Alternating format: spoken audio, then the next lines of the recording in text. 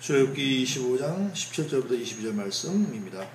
정금으로 속죄소를 만들되 장이 2규빗 반, 광이 1규빗 반이 되게 하고 금으로 그룹 둘을 속죄소 두 끝에 쳐서 만들되 한 그룹은 이 끝에 한 그룹은 저 끝에 곧 속죄소 두 끝에 속죄소와 한 덩어리로 연하게 할지며 그룹들은 그 날개를 높이 펴서 그 날개로 속죄소를 덮으며 그 얼굴을 서로 대하여 속죄소를 향하게 하고 속죄소를 궤 위에 얹고 내가 네게 줄 증거판을 궤 속에 넣으라.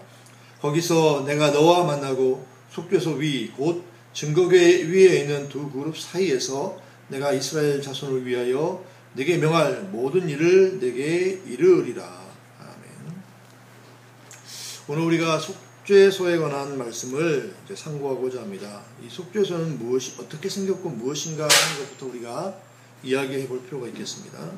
우리가 성막에 관해서 얘기했는데 성막 안에 지성소가 있다고 그랬습니다. 그 지성소에 가장 뚜렷하게 보이는 그 기구가 무엇인가 하면 증거궤라고 하는 겁니다.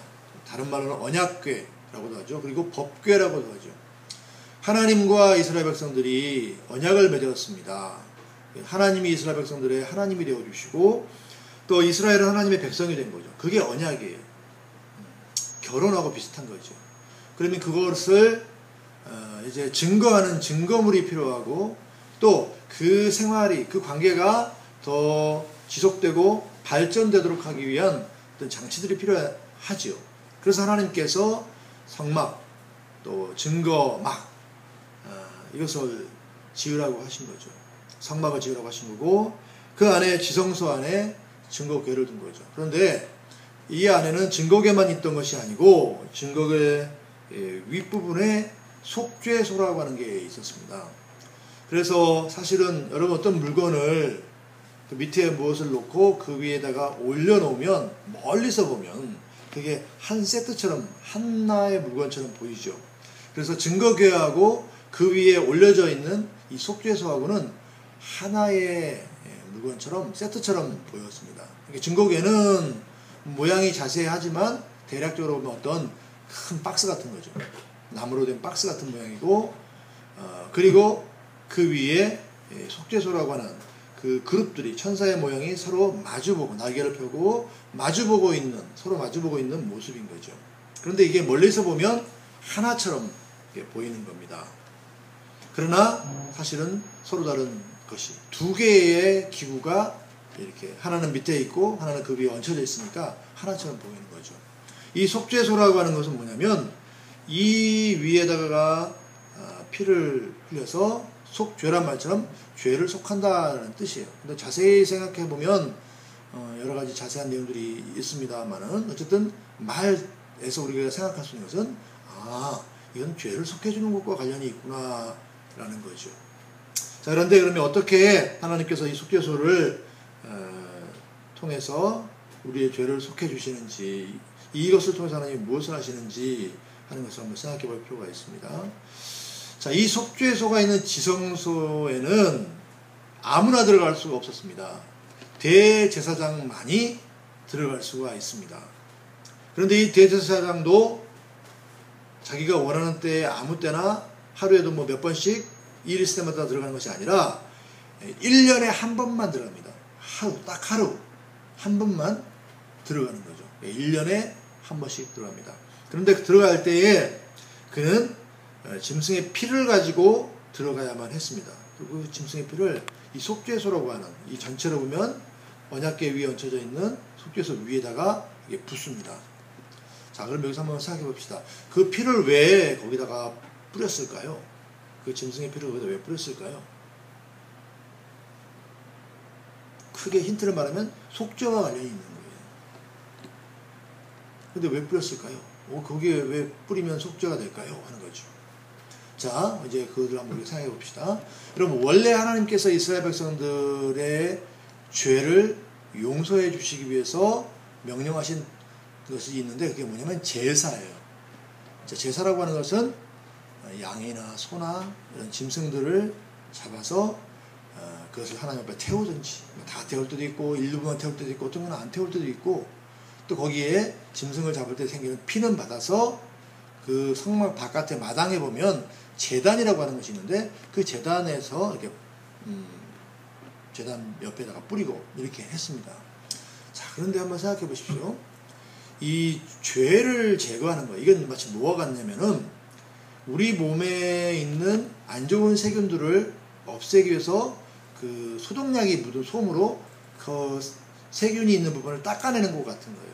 자, 우리 주사 맞을 때 여기 주사 맞고 나면 여기 소독한 솜으로 이렇게 막 이렇게 하죠. 그리고 주사 맞기 전에 주사 놓을 자리에다가 소독약을 묻힌 솜 같은 걸로 여기 닦죠.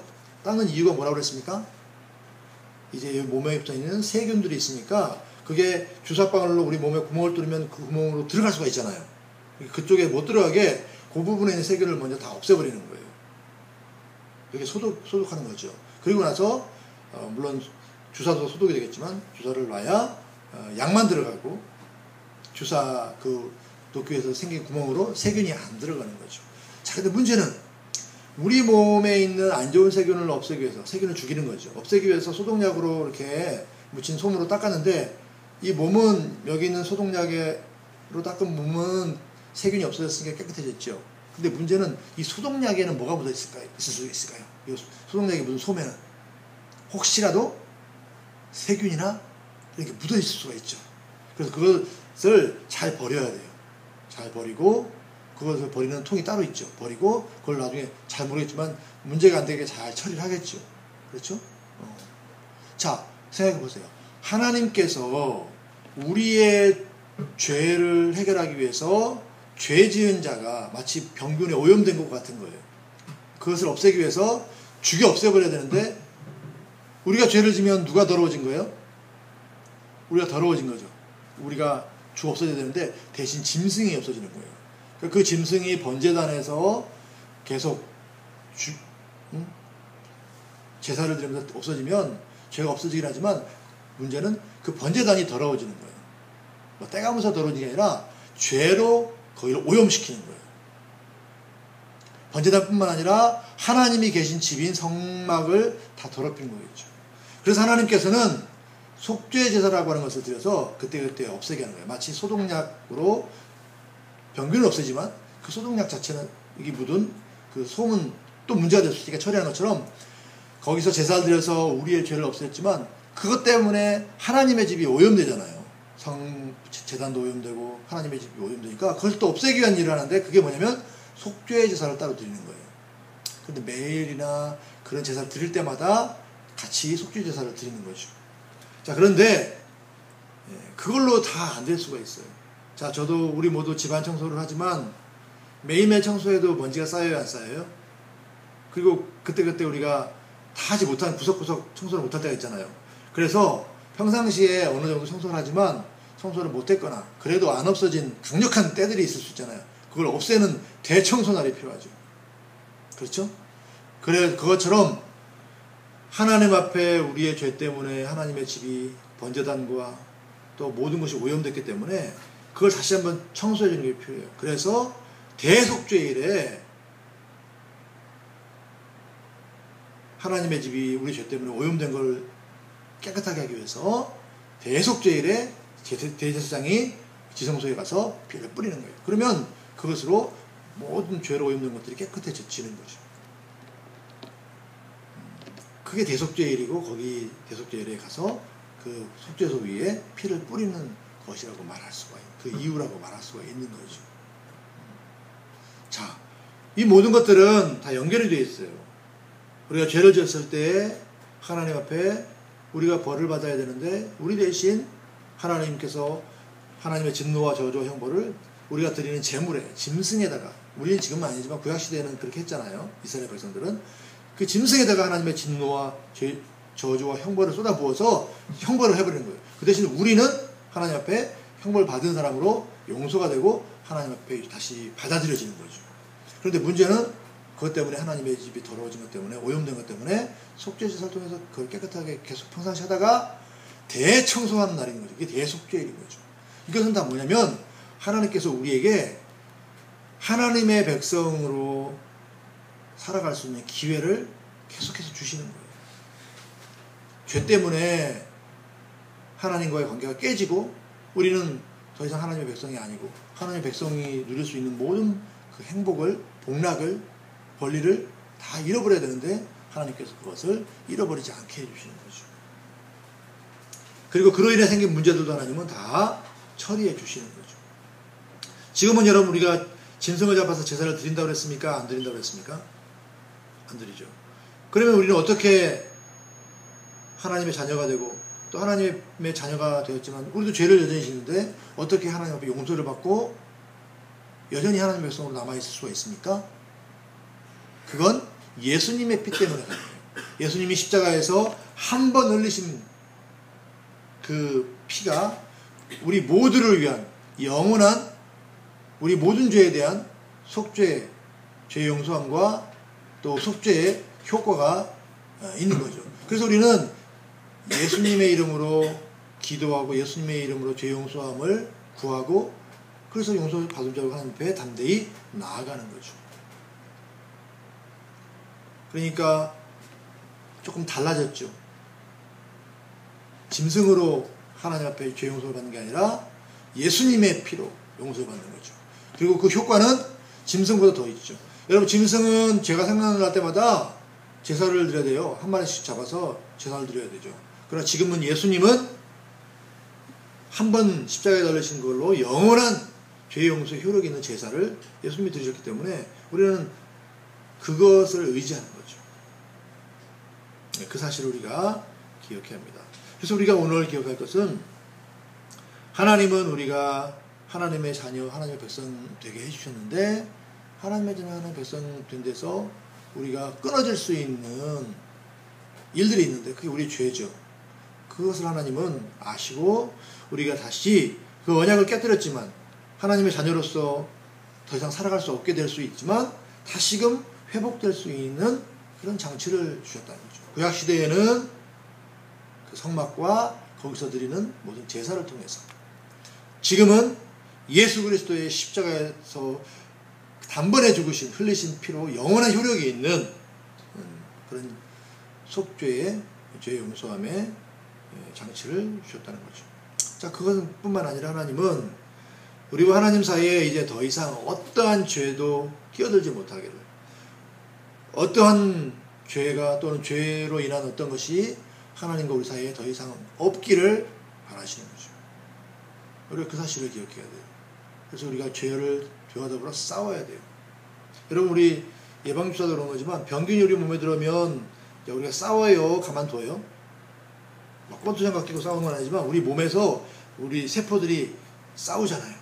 그래서 싸운 결과 우리 몸에 열이 나고 또 뭐 여기가 붓고 그러는 거죠. 이게 싸움의 흔적이에요. 그것처럼 우리는 죄와 더불어 싸워야 돼요. 왜? 하나님은 우리에게 죄 때문에 하나님과 우리 관계가 끊어지기를 원하지 않으시고 또 그 죄를 대적해서 이길 수 있게끔 힘을 주시죠. 그래서 우리가 그 병균들과 싸워서 이겨서 건강하게 살기를 바라시는 것처럼 우리 부모님들이 다 바라고 우리가 다 바라는 것처럼 하나님은 우리가 죄와 더불어 싸워 이기고 하나님과 여전히 올바른 관계를 맺기를 원하는 거예요. 죄는 하나님과 잘못된 관계거든요. 그래서 올바른 관계를 맺기를 원하시고 그래서 우리가 하나님의 자녀로 살면서 무한한 복을 누리기를 원하시는 겁니다.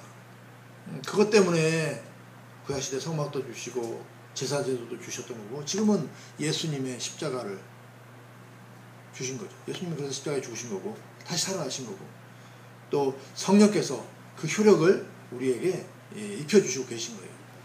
이래서 용서받으라는 것뿐만 아니라 죄를 대적해서 이기라는 것이고 하나님의 자녀로 살고 하나님의 자녀로 복을 누리라 하는 것이죠.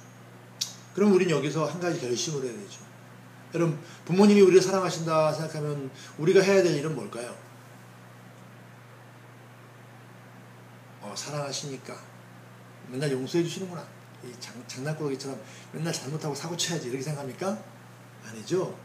나도 고맙고 감사하고 사랑해요. 그리고 부모님이 기뻐하시는 일을 좀 하려고 생각하죠.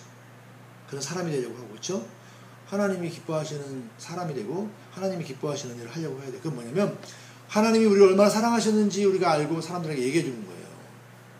하나님이 어떤 분인지 우리가 알고 사람들에게 얘기해 주는 거예요. 그걸 우리가 전도라고 하죠. 그리고 좀 더 다른 말로 말하면 하나님의 영광을 드러내는 것이라고 얘기하는 거예요. 그러니까 우리가 뭐 공부를 하든지 집에서 놀든지 뭘 하든지 그것이 우리의 목적이라는 거예요. 그걸 잊어버려서는 안 될 것입니다. 우리가 어린이는 어린이로서 할 수 있는 일이 있고 또 우리 어른들은 어른들로서 할 수 있는 일이 있겠죠. 그것을 우리가 해야 돼요. 그걸 통해서 하나님의 영광을 드러내고 하나님이 얼마나 우리를 사랑하시는지 어떤 창조의 능력과 구원의 능력을 갖고 계신지를 증거하는 거죠. 그런 삶을 우리 사역으로 오늘도 소원하고 결단하며 이 자리를 떠날 수 있어야겠습니다. 기도하시겠습니다.